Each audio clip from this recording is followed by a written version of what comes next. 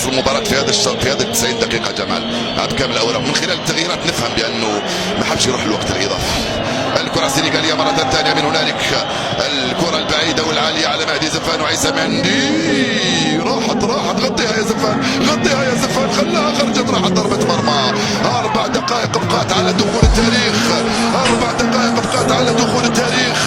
أن تفوز بالبطولة في الكونغو والطوغو كوم، وأن تفوز بالبطولة هنا في مصر في الدنيا كوم، أن تفوز بها أيضا على أرض الفراعنة أمام شعب عظيم وقف إلى جانبنا، فإن ذلك أحلى وأجمل. يا سلام، إن ذلك أحلى وأجمل في الأفلام والمسلسلات المصرية والعالمية. البطل لا يموت، البطل لا يخسر، قد ينكسر، قد يتألم، قد يبكي، نعم قد يتعب، ولكن في النهاية سيكون هو البطل.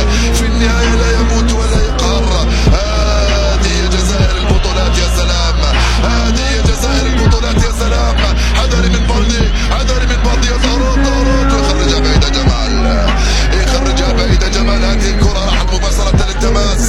سينتهي الوقت يا ناس، سينتهي الوقت يا ناس. الكرة راحت للتماس لصالح نصر منتخب السنغال، والحكم ينذر من يوقف اللعب.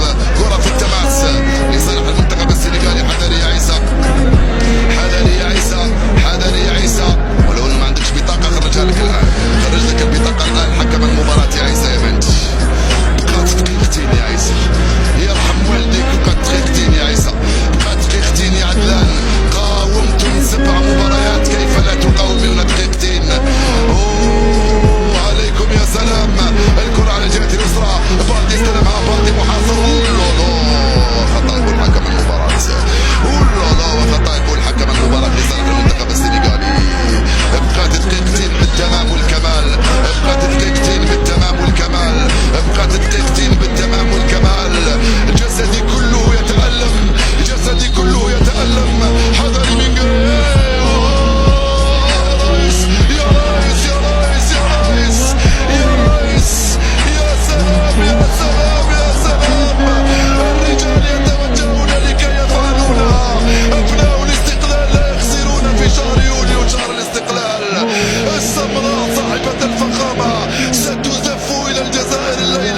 ستزف إلى الجزائر الليلة، إلى أحلى عريس.